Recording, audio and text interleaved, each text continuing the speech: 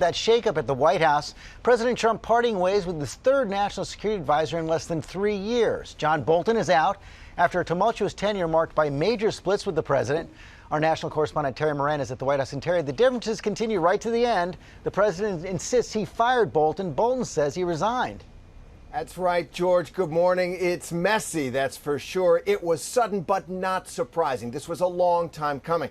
John Bolton and President Trump have been disagreeing for months behind the scenes on the president's approach, his peace overtures to North Korea, to Iran, to Afghanistan. And now, as you say, they're going at it in public. They can't even agree on how it all ended.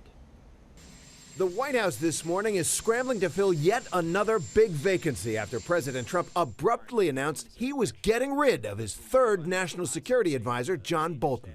The president tweeting, "I asked John for his resignation."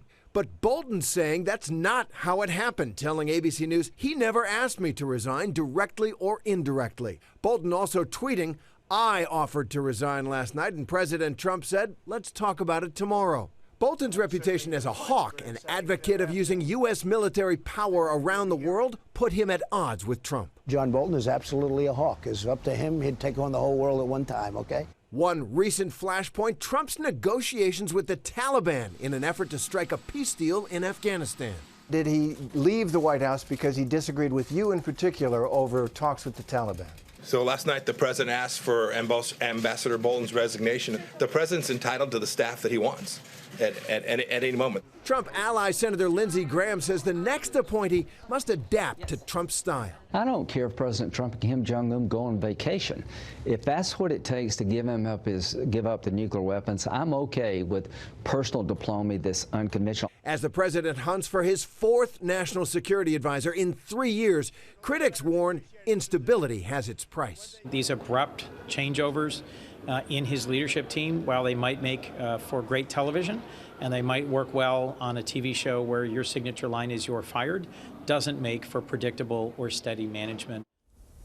No president has ever had 4 national security advisors. That's a crucial position in just 3 years. President Trump says he'll name that man or woman next week.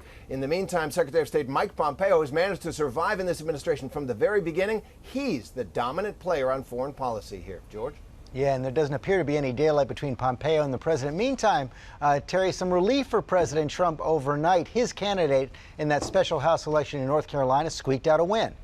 That's right. That is good news for President Trump, but it comes with a little bit of a warning sign, too. Dan Bishop, a state senator in North Carolina, hanging on to a seat Republicans have held since 1962 that was gerrymandered for them to win, barely eking out a victory there by just about 2 points. Republicans had won it by 12 over an Iraq War veteran Democrat. It is a win, and a win is a win, but it does spell trouble for Republicans going forward if that is the way things are going to fall next year. Hi, everyone. George Stephanopoulos here. Thanks for checking out the ABC News YouTube channel. If you'd like to get more videos, show highlights, and watch live event coverage, click on the right over here to subscribe to our channel. And don't forget to download the ABC News app for breaking news alerts. Thanks for watching.